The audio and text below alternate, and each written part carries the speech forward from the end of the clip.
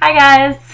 Today I wanted to start by introducing you to my longtime pal Georgia Nicholson.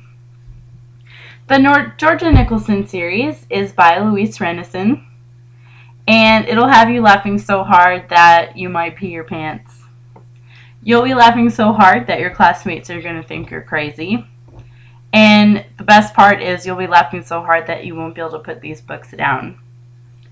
I know this from personal experience because I love these books. I own them all, I've read them a dozen times, and it's usually the first book I recommend when people ask for a book recommendation.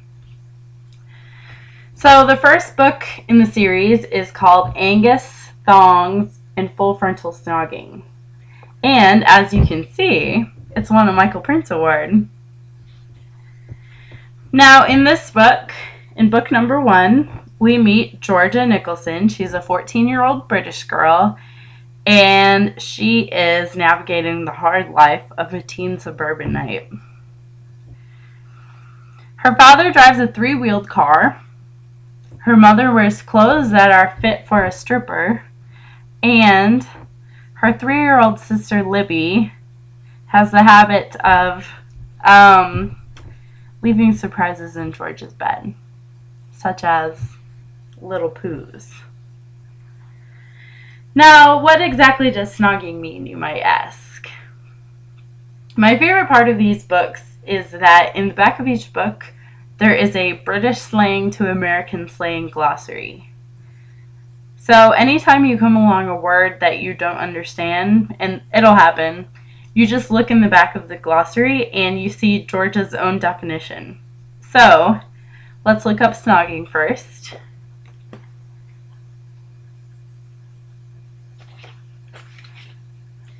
Snogging, according to Georgia, simply means kissing. So, there's 3 main themes that you will see in this book. The first one is Angus. Angus is Georgia's cat. Thongs, which I can't go into because it's a really hilarious part of the book and I want you to be surprised. And full frontal snogging, which pretty much means making out. Now, you know, how about, let's look up another term. Let's look up the term fringe, which is also in the book a lot. Now, to us Americans, fringe is like what you see on the scarf, or you know, when your clothes are kind of jagged and you just have to cut off the fringe, but it means something totally different in England. So let's look it up.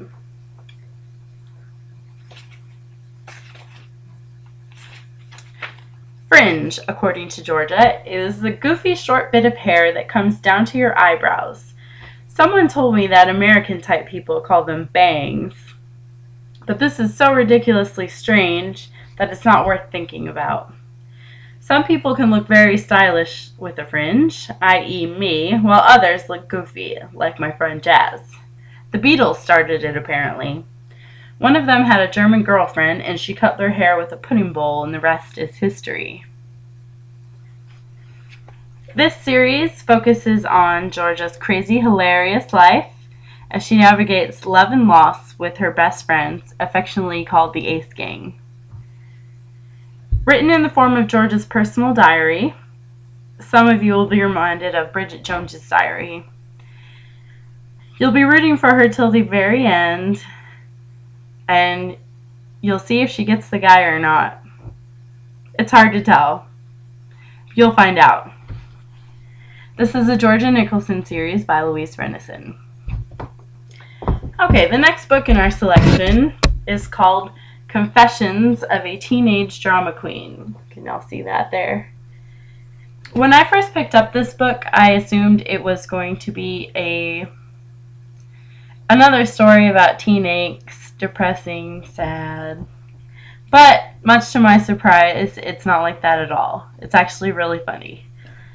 So, Confessions of a Teenage Drama Queen by Diane Sheldon introduces us to probably, and I'm going to go out on a limb and say this, I think that this character is one of the most colorful characters I've ever read about in a young adult novel. She is crazy funny. You just can't help but love her, but she's something else. Her name is Mary Stepp, and she's a New York City girl who moves to the New Jersey suburbs with her twice divorced mother.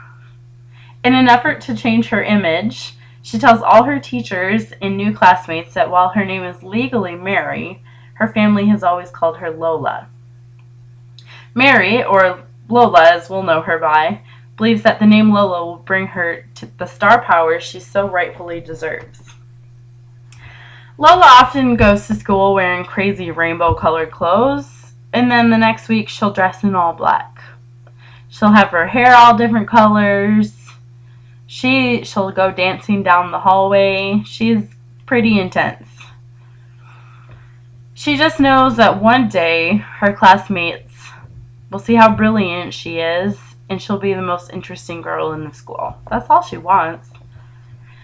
When Lola beats out her arch nemesis for the lead role in the school play, it is on. Miss Perfect vows to make Lola's life a living hell, and Lola gets herself and her BFF into a bunch of trouble trying to defeat her. Lola's ridiculous web of theatrical lies gets her into sticky situations, and you'll find yourself laughing hysterically while at the same time shaking your head at her stupidity. She makes really bad decisions sometimes.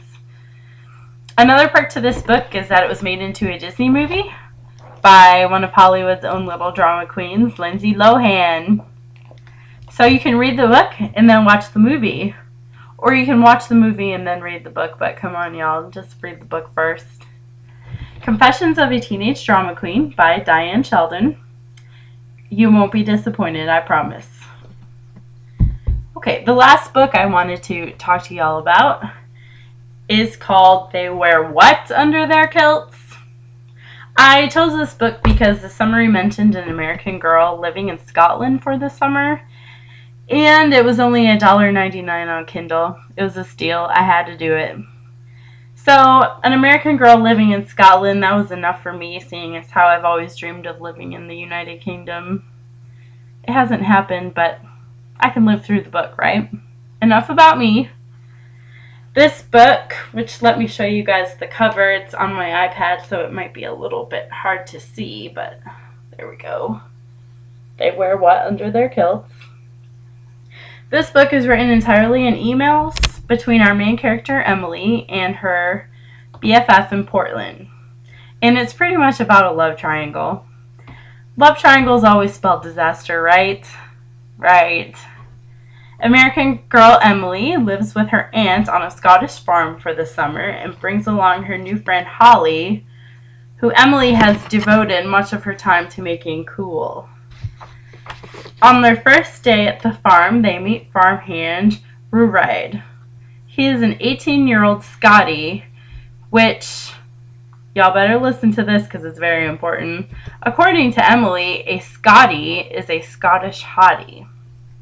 Interesting fact about Ruaidh, he has 6 fingers on one hand. I'm not kidding. I can't even make this up, but according to Emily, this does not take away from his Scottie appeal. So after each girl calls dubs on Ruaidh, they come to the agreement that they will both compete for him. I would never do that with my BFF because that would just be terrible. But these two girls think it's a great idea. So this is a juicy book full of hilarity about teen girls fighting over the same guy. And let's face it, let's be honest, we've all been there before. 2 of you like the same guy, you have to figure out a way to get it settled. So these girls decide that a competition is a great idea. They Wear What Under Their Kilts by Katie Maxwell is a light read, but it's really fun.